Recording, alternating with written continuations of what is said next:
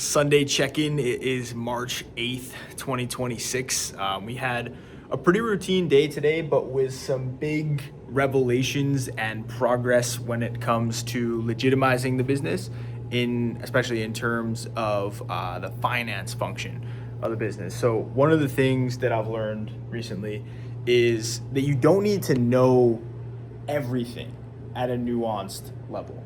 We should be extremely well versed in the one thing that we are set out to do, that we were put on this planet to do, aka in my case, it is social media strategy and social media script writing.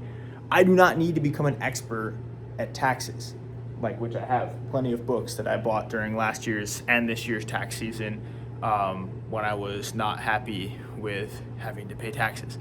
I think you go into this big rabbit hole of let's just become the best at everything, which is a total illusion and is a total fallacy. You can be the best at anything, but you can't be the best at everything.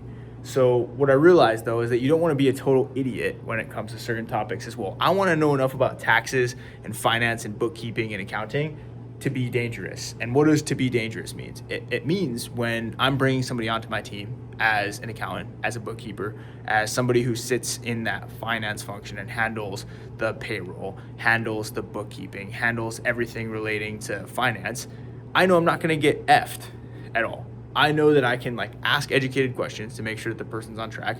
And I know that I can vet this person, just not some crazy hire a private investigator and know everything about their background, but just know enough to know hey, this is a good decision and I'm not getting ripped off. Because I see so many people, especially getting into marketing agencies, people pay marketing agencies and I watch them just get totally ripped off and get nothing in return because they just didn't know enough to be dangerous. So the quote here is know enough to be dangerous, but I added the caveat of the Andrew Carnegie quote that literally is on his grave. I'm going to paraphrase it a little bit. I probably won't get it exactly, but on Andrew Carnegie, the big steel titan of the 1800s that Think and Grow Rich was based off of, says, "Here lies the man who knew how to put people smarter than him around him."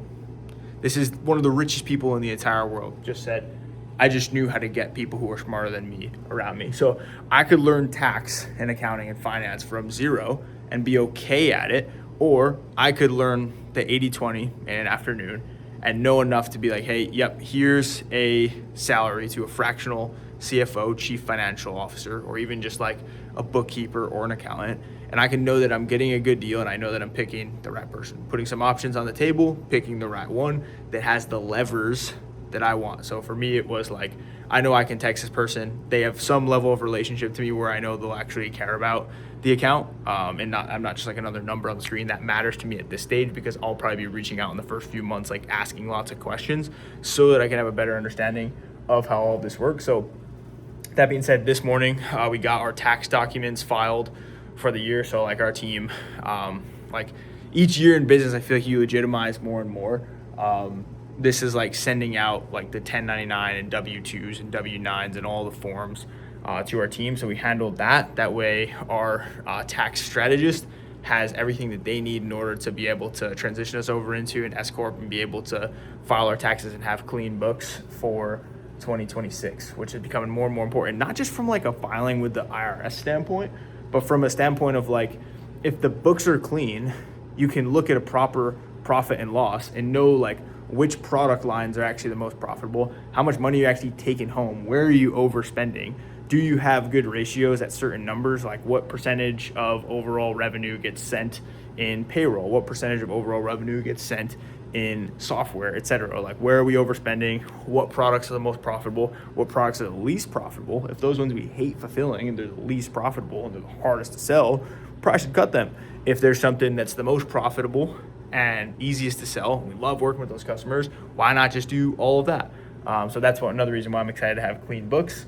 And then also I had was on with I'm calling her my CFO. I'm saying we have a CFO. She's a fractional CFO that handles all of our KPIs, our bookkeeping, our numbers, our accounting, etc. And I was on with her and I was telling her we were cleaning up the 2026 numbers already, since it's only March and it's not a total bomb 2025. And told us yeah, sometimes I put business expenses on personal card and sometimes I put I don't usually put personal expenses on business cards, but I oftentimes put business expenses on my personal card. And the way she looked at me was like, "What are you doing?" And all it took was just seeing the look on her face to know that I should really stop doing that. So I've officially stopped, as of today, putting any business expenses on personal credit cards. I actually got the Amex Platinum today as well, to just be the daily driver for any business or any business expenses. So like business Ubers, business meals, office supplies. Like for example, I paid her 2 invoices today off of that card, and then I also bought this new printer today, which like this printer right here, it was like $300. It's this Epson something, and I honestly think it will save money in the long run because I love printing stuff. I love printing documents. I'll take like long calls, transcribe them, and then have them printed out into PDFs, like workshops, YouTube videos, courses, and stuff. That way I can just like skim through them and start to download a little bit of knowledge. I also print a lot of script documents, and I like building out my library. So like every 2 big documents with the printer I had before, I would have to do I'd have to buy a new cartridge of ink, which would be $40. And this one right here, I just printed off like 3 pretty massive documents, and the ink didn't even take a hit.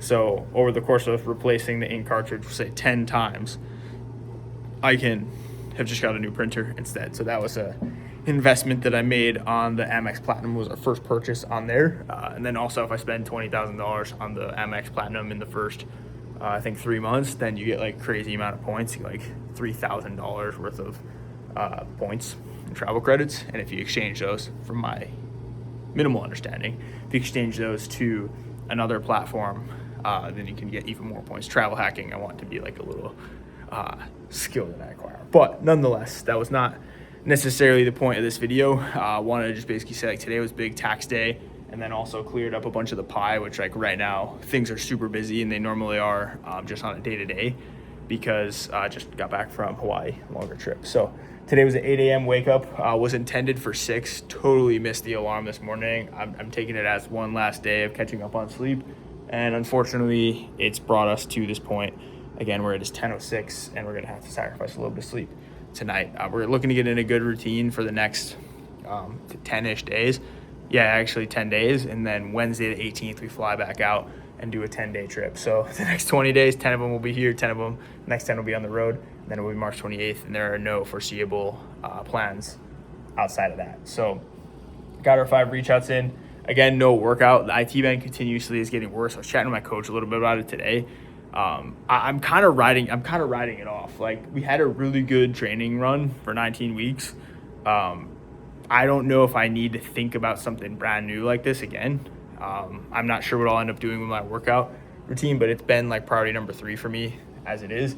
So I might remove workout from this list. I want to have a chat with my coach and see what the best move is. I don't want to like totally stop working out. But once we started getting to like 40-ish miles a week, it also did start eating into some of like the working hours, which is not good.